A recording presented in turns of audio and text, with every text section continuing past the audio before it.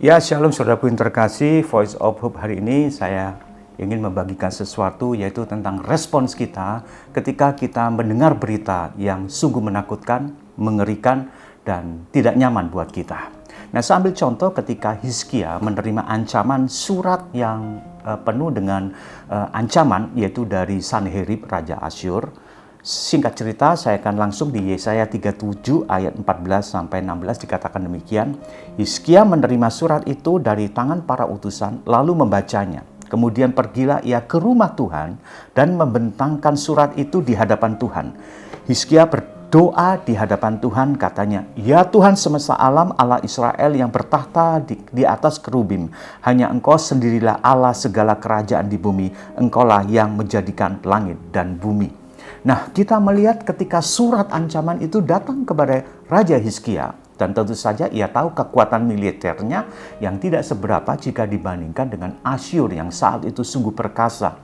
Dan responnya sungguh luar biasa. Yang dilakukan oleh Hizkia adalah ia berdoa kepada Tuhan. Dan lihat doanya seperti ini di ayat 16. "Ya Tuhan semesta alam, Allah Israel yang bertakhta di atas kerubim, hanya Engkau sendirilah Allah segala kerajaan di bumi. Engkaulah yang menjadikan langit dan bumi." Kita melihat Hizkia menyeru-nyerukan dan menyebut-nyebut tentang kekuasaan Allah, kekuatan Allah, kemahakuasaan Allah. Ia sadar bahwa Allahnya adalah Allah yang sungguh maha kuasa. Dan inilah yang dikatakan dengan Allah yang transenden, yaitu Allah yang sangat hebat, Allah yang berkuasa atas semesta alam, dan kita adalah makhluk yang begitu sangat kecil. Bayangkan kita makhluk ciptaan Tuhan yang sangat kecil di hadapan Allah yang transenden, Allah yang luar biasa, Allah yang kehebatannya tak tertandingi. Dan itulah yang dipahami oleh Hizkia. Kenapa ia menyeru-nyerukan Allah yang transenden, Allah yang maha kuasa? Karena ia sadar bahwa hanya Allah yang maha kuasa yang sanggup menolongnya dari ancaman Sanherib, Raja Asyur tersebut. Nah, saudara, hal yang sama yang terjadi ketika para murid Tuhan, ketika mereka di Kisah Para Rasul, ketika mereka terancam oleh orang-orang Yahudi, kelompok kaum agama yang hendak memenjarakan mereka, yang menganiaya mereka, dan mereka menyuruhkan doa yang sama. Nah, saya akan bacakan di Kisah Para Rasul pasal 4 ayat 24.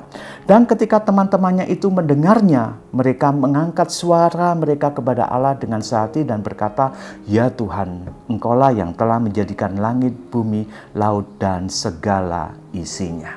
Nah, kita perhatikan ketika para murid, orang-orang percaya pada zaman itu, mereka ketika mendapatkan ancaman, mereka juga menyeru-nyerukan hal yang sama, yaitu menyeru-nyerukan Allah yang transenden, Allah yang maha kuasa, Allah yang maha perkasa, Allah yang tak tertandingi.